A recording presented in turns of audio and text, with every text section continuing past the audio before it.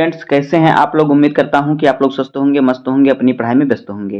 दोस्तों आज के वीडियो में हम क्लास 12 2026 का भूगोल का मॉडल पेपर सॉल्व करेंगे। तो आज का पेपर जो हमारा 2026 का वायरल पेपर है, तो वीडियो को लास्ट देखिएगा क्योंकि यही पेपर आपके बोर्ड एग्जाम में आएगा। तो आज की वीडियो आपके लिए मोस्ट इंपॉर्टेंट है। आज की वीडियो में पूरे पेपर को सॉल्व करेंगे। तो अगर आप वीडियो पर नए हैं तो वीडियो को लाइक कर दीजिए, चैनल पर नए हैं सब्सक्राइब कर दीजिए, बेल आइकन को प्रेस कर दीजिए क्योंकि बोर्ड एग्जाम के हर इंपॉर्टेंट टॉपिक का वीडियो आपको चैनल पर डेली मिलता रहेगा। तो ये वीडियो को स्टार्ट करते हैं। देखिए समय हमारा होता है 3 घंटे 15 मिनट का और पूर्णांक हमारा होता है 70 नंबर का। आगे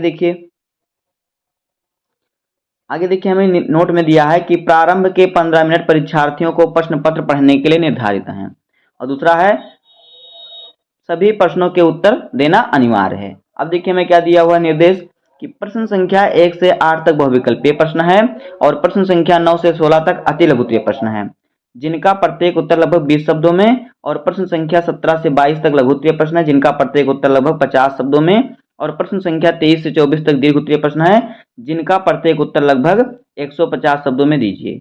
प्रश्न संख्या 25 से 26 मानचित्र कार्य से संबंधित प्रश्न है। सभी प्रश्नों के लिए निर्धारित अंक उनके सम्मुख अंकित हैं। तो आज की वीडियो में हम मानचित्र संबंधित प्रश्नों को भी सॉल्व करेंगे। तो देखिए आगे, उपयुक्त रेखा मानचित्रों के एवं आरेखों द्वारा अपने उत्तरों की पुष्टि कीजिए। अब देखिए हमारा आ गया बहुविकल्पीय प्रश्न। तो देखिए बहुविकल्पीय प्रश्न में प्रश्न संख्या 1 है कि निम्नलिखित देशों में से किस में अधिक जनसंख्या है। ए ऑप्शन है रूस, बी ऑप्शन है यूएसए, बी ऑप्शन है ऑस्ट्रेलिया, सी ऑप्शन है ब्राजील। तो इसका सही उत्तर हो जाएगा यूएसए, संयुक्त राज्य अमेरिका। तो यहाँ पे ऑप्शन नंबर हमारा बी सही हो जाएगा। उसके बाद देखिए अगला क्वेश्चन है, दूसरा क्वेश्चन है कि निम्नलिखित में से कौन सा विकास का सर्वोत्तम वर्णन करता है। ए ऑप्शन है आकार में वृद्धि, बी ऑप्शन है गुण में धनात्मक परिवर्तन, सी ऑप्शन है आकार में स्थिरता और डी ऑप्शन है गुण में साधारण परिवर्तन। देखिए गुण में धनात्मक परिवर्तन होता है तो क्या होता है, विकास होता है। तो यहाँ पे ऑप्शन नंबर हमारा बी सही हो जाएगा, गुण में धनात्मक परिवर्तन।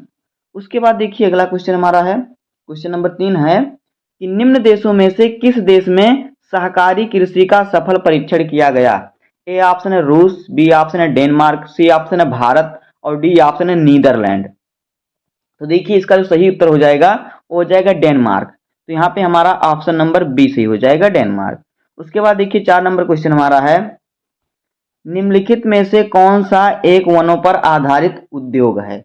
ए ऑप्शन है सीमेंट उद्योग, बी ऑप्शन है वस्त्र उद्योग, सी ऑप्शन है कागज उद्योग और डी ऑप्शन है एल्यूमिनियम उद्योग। तो इसका सही उत्तर जो है वो हो जाएगा यहाँ पे कागज उद्योग। तो यहाँ पे हमारा ऑप्शन नंबर सी सही हो जाएगा, कागज उद्योग। उसके बाद देखिए 5वां क्वेश्चन हमारा है, निम्नलिखित में से कौन सा सेक्टर दिल्ली, मुंबई, चेन्नई और कोलकाता में सर्वाधिक रोजगार प्रदान करता है। ए ऑप्शन है प्राथमिक, बी ऑप्शन है द्वितीयक, सी ऑप्शन है पर्यटन और डी ऑप्शन है सेवा। तो देखिए यहाँ पे सही उत्तर हो जाएगा, यहाँ पे सही उत्तर जो हमारा है इसका सही उत्तर हो जाएगा सेवा केंद्र। तो यहाँ पे देखिए ऑप्शन नंबर हमारा डी सही हो जाएगा। उसके बाद देखिए अगला क्वेश्चन हमारा है 6 नंबर क्वेश्चन कि वस्तुओं और व्यक्तियों का एक स्थान से दूसरे स्थान पर आवागमन क्या कहलाता है। ए ऑप्शन है संचार, बी ऑप्शन है प्रवास, सी ऑप्शन है परिवहन, डी ऑप्शन है इनमें से कोई नहीं। तो इसका सही उत्तर हो जाएगा परिवहन। तो यहाँ पे ऑप्शन नंबर हमारा सी सही हो जाएगा। उसके बाद देखिए 7 नंबर क्वेश्चन हमारा है कि संचार के अधिकांश महान पतन इस प्रकार वर्गीकृत किए गए हैं। ए ऑप्शन है नौसेना पत्तन, बी ऑप्शन है विस्तृत पत्तन, सी ऑप्शन है तैल पत्तन और डी ऑप्शन है औद्योगिक पत्तन। तो इसका सही उत्तर हो जाएगा विस्तृत पत्तन। तो यहाँ पे भी ऑप्शन नंबर हमारा बी सही हो जाएगा। उसके बाद देखिए अगला क्वेश्चन हमारा क्या है, 8 नंबर क्वेश्चन है कि भारत के किस राज्य में जन्म दर सबसे कम है। ए ऑप्शन है आंध्र प्रदेश, बी ऑप्शन है कर्नाटक, सी ऑप्शन है केरल, डी ऑप्शन है तमिलनाडु। तो देखिए इसका सही उत्तर जो है वो हो जाएगा केरल। तो यहाँ पे ऑप्शन नंबर हमारा सी सही हो जाएगा। यहाँ पे बहुत कम लोगों का जन्म हो रहा है, यानी कि सबसे कम जन्म दर यहीं पे है, सबसे कम लोग बच्चे पैदा यहीं पे कर रहे हैं। आगे देखिए अति लघुत्तरीय प्रश्न, तो हर अति लघुत्तरीय प्रश्न हमारा 2 नंबर का होगा। बोर्ड एग्जाम में जितने भी नंबर आएंगे अति लघुत्तरीय प्रश्न आपका 2-2 नंबर का होगा। तो यहाँ पे देखिए 9 नंबर क्वेश्चन है कि अप्रवासी और उत्प्रवासी से आप क्या समझते हैं। तो देखिए उत्तर, वह प्रवासी जो किसी नए स्थान पर चले जाते हैं वह अप्रवासी कहलाते हैं, जबकि वह प्रवासी जो एक स्थान से बाहर चले जाते हैं वह उत्प्रवासी कहलाते हैं। आगे देखिए अगला क्वेश्चन हमारा है मानव विकास के 3 मूलभूत क्षेत्र कौन से हैं। तो देखिए उत्तर, दीर्घ एवं स्वस्थ जीवन जीते हुए ज्ञान प्राप्त करना तथा एक शिष्ट जीवन जीने के पर्याप्त साधनों का होना मानव विकास के महत्वपूर्ण पक्ष हैं। मानव विकास के ये पक्ष 3 मूलभूत क्षेत्रों में निहित होने चाहिए या होने आवश्यक है। नंबर 1 देखिए, आर्थिक क्षेत्र, सामाजिक क्षेत्र, जनसांख्यिकीय क्षेत्र। अतः इन तीनों क्षेत्रों के विकास से ही मानव विकास का लक्ष्य प्राप्त किया जा सकता है। आगे देखिए अगला क्वेश्चन क्या है। अगला क्वेश्चन है कि द्वितीय क्रिया तथा तृतीय क्रिया के दो उदाहरण दीजिए। तो देखिए, द्वितीय क्रिया कुटीर उद्योग, विनिर्माण, और तृतीय क्रिया जो है बैंकिंग सेवा और पर्यटन उद्योग। ये जो है क्या है, द्वितीय और तृतीय सेवा। आगे देखिए, क्रिया कहने का मतलब। आगे देखिए अगला क्वेश्चन है कि कुटीर उद्योग से आप क्या समझते हैं। तो देखिए उत्तर किस प्रकार से आप लिखेंगे। कुटीर उद्योग निर्माण की सबसे छोटी इकाई है। इसमें दस्तकार स्थानीय कच्चे माल का उपयोग करते हैं एवं साधारण औजारों द्वारा परिवार के सभी सदस्य मिलकर अपने दैनिक जीवन के उपभोग की वस्तुओं का उत्पादन करते हैं, यानी उपभोग की वस्तुएं बनाते हैं। निजी उपभोग के बाद शेष बचे तैयार माल को स्थानीय बाजार में विक्रय कर देते हैं। जैसे कि हम लोग अगर अपने इधर अपने इधर गांव की भाषा में कहें तो जैसे कि हम लोग किसानी खेती करते हैं, जितना अनाज हम लोग के लिए सीमित रहता है खाने के लिए उतना हम रख लेते हैं, बाकी का अनाज बेच देते हैं बाजार में। तो ये भी प्रकार कुटीर उद्योग हो गया। इसी प्रकार होता है कुटीर उद्योग। आगे देखिए अगला क्वेश्चन है कि विश्व में चिकित्सा पर्यटन के क्षेत्र में तेजी से उभरते हुए देश के नाम लिखिए। तो देखिए उत्तर, चिकित्सा पर्यटन नवीनतम प्रवृत्ति है जिससे भारत, थाईलैंड, मलेशिया, सिंगापुर आदि देशों को बहुत लाभ प्राप्त हुआ। आदि देशों को बहुत ज्यादा लाभ प्राप्त हुआ है। भारत, स्विट्जरलैंड और ऑस्ट्रेलिया के अस्पताल भी विकिरण बिंबों के अध्ययन से लेकर चुंबकीय अनुनाद बिंबों के निर्वाचन और प्रसव परीक्षणों तक की विशिष्ट चिकित्सा सुविधाओं को उपलब्ध करा रहे हैं। कहाँ कहाँ का, भारत, स्विट्जरलैंड और ऑस्ट्रेलिया के अस्पताल जो हैं। आगे देखिए अगला क्वेश्चन है कि परिवहन क्या है। तो देखिए परिवहन एक उत्पाद क्रिया है जिसके द्वारा वस्तुओं तथा व्यक्तियों को एक स्थान से दूसरे स्थान तक पहुंचाने के परिश्रमिक के रूप में आय प्राप्त होती है। जैसे कि आप लोग कहीं जाते हैं, टेम्पो वाला आपको लेके जाता है तो आप वो जैसे आपको ले जाके छोड़ा तो आप उसे पैसा देते हैं, किराया देते हैं, वही होता है परिवहन, यानी वो अपनी जीविका चला रहा है। उसके बाद देखिए हमारा है 15 नंबर क्वेश्चन, मुंबई बंदरगाह की भौगोलिक स्थिति का वर्णन कीजिए। तो उत्तर देखिए, भारत के पश्चिमी तट पर एक द्वीप पर स्थित मुंबई देश का द्वितीय महानगर, प्रमुख पत्तन, व्यापारिक केंद्र और औद्योगिक नगर है। यहाँ सूती वस्त्रों उद्योग व फिल्म उद्योग विशेष रूप से विकसित हैं। यहाँ के प्रमुख निर्यात पदार्थ सूती वस्त्र, तिलहन, चमड़े का सामान, मैंगनीज, अभ्रक आदि तथा आयात पदार्थ मशीनरी, इस्पात, कागज, रेशमी वस्त्र, रसायन व खनिज तेल आदि हैं। आगे देखिए अगला क्वेश्चन है कि भारत की 2 सर्वाधिक जनसंख्या तथा 2 न्यूनतम जनसंख्या वाले राज्यों के नाम बताइए। तो देखिए भारत में सर्वाधिक जनसंख्या वाला राज्य है उत्तर प्रदेश और महाराष्ट्र, और न्यूनतम जनसंख्या वाला राज्य है सिक्किम और मिजोरम। आगे देखिए हमारा आ गया लघु उत्तरीय प्रश्न। तो लघु उत्तरीय प्रश्न में हमारा हर प्रश्न 4 नंबर का होगा। तो यहाँ पे है 17 नंबर क्वेश्चन, जनसंख्या घनत्व के प्रमुख प्रकारों का वर्णन कीजिए। तो देखिए इसका उत्तर आपको किस प्रकार से लिखना है। देखिए जनसंख्या घनत्व के निम्नलिखित 5 प्रकार हैं। नंबर 1 है गणितीय घनत्व। तो देखिए किसी प्रदेश की जनसंख्या तथा क्षेत्रफल के अनुपात को गणितीय घनत्व कहते हैं। यह सबसे प्रचलित विधि है जनसंख्या मापने की। आगे है कार्यिक घनत्व। किसी क्षेत्र की कृषिकृत भूमि तथा कुल जनसंख्या का अनुपात कार्यिक घनत्व होता है, यानी कितने लोग कार्य कर रहे हैं। किंतु औद्योगिक देशों के लिए इस विधि का प्रयोग उचित नहीं है, क्योंकि औद्योगिक देश जहाँ पे हैं वहाँ पे लोग कृषि से ज़्यादा अपना उद्योग करते हैं, अपना काम करते हैं। उसके बाद देखिए अगला है आर्थिक घनत्व। तो देखिए किसी प्रदेश के आर्थिक संसाधनों की क्षमता एवं जनसंख्या के अनुपात को आर्थिक घनत्व कहते हैं। इसकी गणना करती कठिन होती है। आगे कृषि घनत्व। कृषि के अंतर्गत क्षेत्रफल एवं कृषक जनता के अनुपात को ही कृषि घनत्व कहते हैं। अब देखिए हमारा 18 नंबर क्वेश्चन आ गया, मानव विकास अवधारणा के अंतर्गत क्षमता और सतत पोषणीयता से आप क्या समझते हैं। तो देखिए पहला हमारा हेडिंग है समता। तो देखिए क्षमता या समता दोनों एक ही। देखिए क्षमता क्या होता है, देखिए समता से आशय प्रत्येक व्यक्ति को उपलब्ध होने वाले अवसरों के लिए समान पहुंच की व्यवस्था करने से है। लोगों को उपलब्ध अवसर लिंग, प्रजाति, आय और भारत के संदर्भ में जाति के भेदभाव के विचार के बिना समान होने चाहिए। यद्यपि ऐसा ज्यादातर तो नहीं होता, फिर भी यह लगभग प्रत्येक समाज में घटित होता है। उदाहरण के लिए किसी भी देश में यह जानना रुचिकर है कि विद्यालय से विरत अधिकांश छात्राएं किस वर्ग से हैं। अगला क्वेश्चन देखिए हमारा क्या है, सॉरी इसी में देखिए अगला टॉपिक हमारा क्या है, अगला हेडिंग हमारा है सतत पोषणीयता। तो देखिए सतत पोषणीयता से आशय अवसरों की उपलब्धता में निरंतरता से है। सतत पोषणीय मानव विकास के लिए प्रत्येक पीढ़ी को समान अवसरों का मिलना आवश्यक है। अतः समस्त पर्यावरणीय, वित्तीय एवं मानव संसाधन का उपयोग भविष्य को ध्यान में रखकर करना चाहिए, ताकि भावी पीढ़ी भी इन संसाधनों का उपभोग न कर सके। इस संबंध में बालिकाओं का विद्यालय भेजे जाना एक अच्छा उदाहरण है।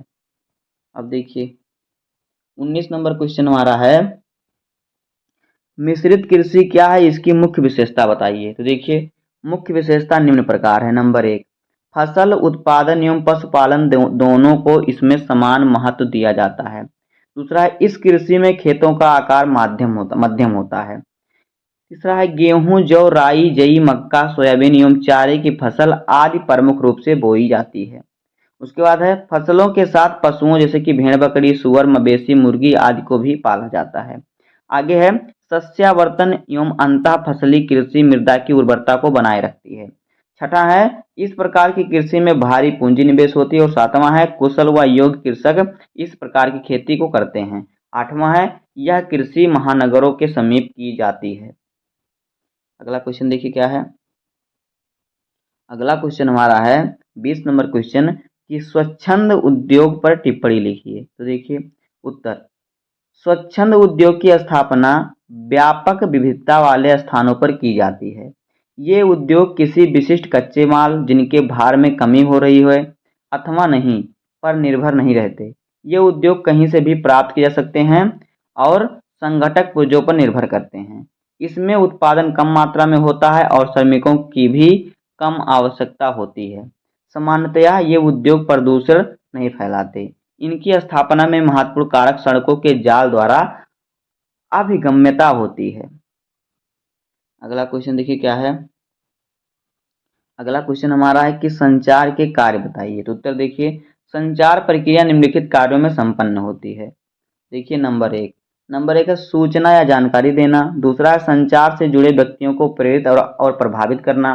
तीसरा है संचार व्यक्तियों, समाजों और देशों के बीच संबंध स्थापित करना। और चौथा है संचार विभिन्न तथ्यों, विचारों, मसलों पर व्यापक विचार विमर्श करने में सहायक होना। पांचवा है मनुष्यों का मनोरंजन करना संचार का एक महत्वपूर्ण कार्य है। और छठवां है संचार राष्ट्र की आर्थिक व औद्योगिक उन्नति में सहायक होता है। आगे देखिए हमारा 22 नंबर क्वेश्चन क्या है। 22 नंबर क्वेश्चन है सीमावर्ती सड़कें किसे कहते हैं, इनका महत्व बताइए। तो उत्तर देखिए वह सड़कें जिन्हें अंतरराष्ट्रीय सीमाओं के सहारे बनाया जाता है सीमावर्ती सड़कें कहलाती हैं। जो अंतरराष्ट्रीय सीमाओं के सहारे बनाया जाता है उन्हें क्या कहते हैं, सीमावर्ती सड़कें। सरल शब्दों में कहें तो सीमावर्ती सड़कों को देश की सीमाओं पर बनाया जाता है। ये सड़कें सुदूर क्षेत्रों में रहने वाले लोगों को प्रमुख नगरों से जोड़ने और प्रतिरक्षा प्रदान करने में महत्वपूर्ण भूमिका निभाती हैं। प्रायः सभी देशों में गांवों एवं सैन्य शिविरों तक वस्तुओं को पहुंचाने के लिए इन सड़कों का निर्माण किया जाता है। आगे देखिए सीमावर्ती सड़कों के महत्व या उद्देश्य निम्नवत है। नंबर 1, ये सड़कें सैनिक दृष्टिकोण से महत्वपूर्ण होती हैं। दूसरा, ये सड़कें सैनिकों तथा युद्ध सामयी यानी युद्ध सामग्री जो युद्ध का सामान होता है, युद्ध सामग्री और भोजन सामग्री पहुंचाने के लिए उपयोगी होती हैं। तीसरा है ये सड़कें देश की सीमाओं की निगरानी करती हैं, निगरानी करने में भी क्या होती है, सहायक होती हैं। आगे हमारा दीर्घ उत्तरीय प्रश्न। तो दीर्घ उत्तरीय प्रश्न हमारा हर प्रश्न 6 नंबर का है। तो यहाँ से आपको सिर्फ 3 प्रश्न करना होगा, आपको 6 प्रश्न दिया जाएगा, सिर्फ 3 प्रश्न करना होगा। तो देखिए 23 नंबर क्वेश्चन है कि जनसंख्या संबंधी समस्याओं का वर्णन कीजिए, जनसंख्या नियंत्रण के उपाय भी बताइए। ये क्वेश्चन आपका 6 नंबर का है, अथवा करके दिया है कि मानव और पर्यावरण के बीच संबंध की व्याख्या कीजिए। तो दोनों क्वेश्चन में से आपको सिर्फ एक क्वेश्चन का आंसर लिखना होगा बोर्ड एग्जाम में, जहाँ से आपको मिलेगा 6 नंबर। लेकिन दोस्तों आपको क्या करना है, दोनों क्वेश्चनों का आंसर याद कर लेना है। उसके बाद देखिए अगला क्वेश्चन हमारा है, सॉरी आपको सिर्फ 2 ही क्वेश्चन करना होगा, फिर कुछ 4 क्वेश्चन देगा धीरे। 24 नंबर क्वेश्चन है कि भारत में गंदी बस्तियों की समस्याओं का वर्णन कीजिए। यह क्वेश्चन भी 6 नंबर का है। अथवा करके दिया है मानव भूगोल के अर्थ एवं विषय क्षेत्र का वर्णन कीजिए। तो दोनों क्वेश्चन में से आपको सिर्फ एक क्वेश्चन का आंसर लिखना है, इस पर आपको मिलेगा 6 नंबर। लेकिन याद आपको दोस्तों दोनों क्वेश्चन का आंसर को याद कर लेना है, क्योंकि आपको कौन सा क्वेश्चन बोर्ड एग्जाम में आ गया कोई नहीं जानता। तो मॉडल पेपर आप सॉल्व करते चलिए।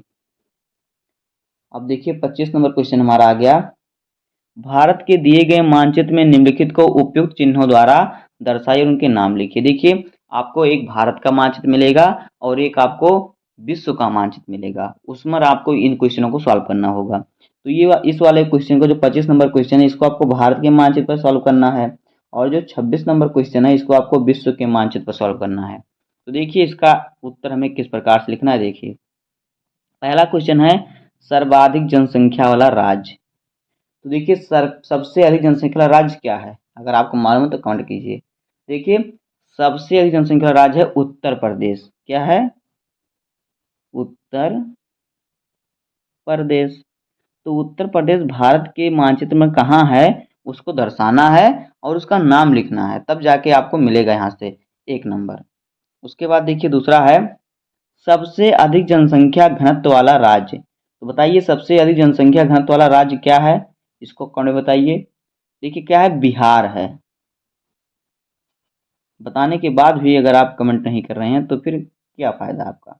तीसरा है सबसे अधिक स्त्री साक्षरता वाला राज्य, यानी सबसे अधिक स्त्री साक्षरता कहाँ पे है बताइए, कमेंट कीजिए। इसकी देखिए कहाँ पे, केरल में है।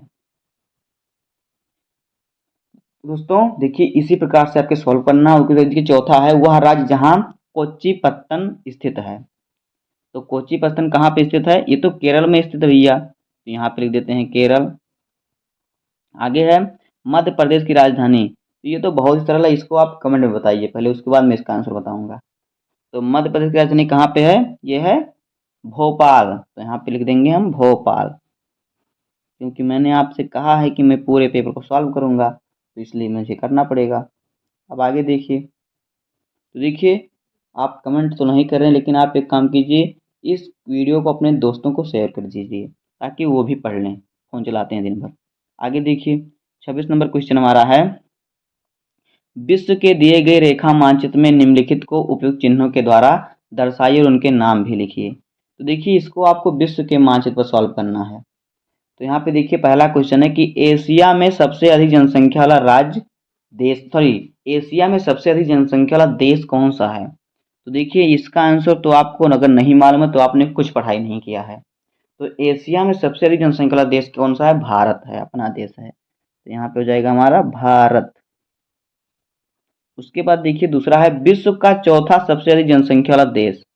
सातवां तो भारत है विश्व के, विश्व में अगर जनसंख्या के स्थान पर जोड़े, लेकिन चौथा कौन है, चौथा है इंडोनेशिया। तो यहाँ पे आपको लिख देना है इंडोनेशिया। उसके बाद देखिए भैया तीसरा हमारा है, तीसरा क्या है कि जापान की राजधानी नगर क्या है। तो जापान की राजधानी नगर बहुत फेमस है भैया, इसका है टोक्यो है। क्या, टोक्यो सिटी, टोक्यो। उसके बाद देखिए चौथा क्वेश्चन क्या हमारा है, चौथा क्वेश्चन है दक्षिण अमेरिका की एक प्रमुख नदी। दक्षिण अमेरिका की प्रमुख नदी क्या है, ये तो आपको मालूम होगा, नहीं मालूम है चलिए कोई बात नहीं, अमेजन नदी, अमेजन नदी जो कि अमेजन जंगल में है। उसके बाद देखिए पांचवा है विश्व का न्यूनतम जनसंख्या वाला महाद्वीप। सबसे कम जनसंख्या वाला महाद्वीप क्या है, इसका भैया 2 नाम है, यानी एक ही है लेकिन उसका 2 नाम है। तो देखिए क्या है, इसका क्या नाम है, ओशिनिया। तो देखिए ओशिनिया, आप नाम या तो पहली बार सुन रहे होंगे या तो मालूम होगा आपको। तो देखिए ओशिनिया मतलब कि ऑस्ट्रेलिया। क्या है, ऑस्ट्रेलिया, ऑस्ट्रेलिया। देखिए कहीं ओशिनिया लिखा है तो आपको थोड़ा दिक्कत ना हो, तो ऑस्ट्रेलिया इसलिए मैंने लिख दिया हूँ। तो ऑस्ट्रेलिया कहाँ है इसका नाम लिखना और दर्शाना भी है, तब जाके आपको 1 नंबर मिलेगा। तो उम्मीद करता हूँ कि आपको वीडियो पसंद आया होगा। अगर आपको वीडियो पसंद आए तो अपने दोस्तों के पास शेयर कर दीजिए, और वीडियो पर नए हैं तो वीडियो को लाइक कर दीजिए, चैनल पर नए हैं तो सब्सक्राइब कर दीजिए, बेल आइकन को प्रेस कर दीजिए। और अगर आपको किसी और टॉपिक पर वीडियो चाहिए तो कमेंट में बताइए, आपको वीडियो मिलेगा। तो मिलते हैं किसी नेक्स्ट वीडियो में, तब तक के लिए धन्यवाद। जय हिंद।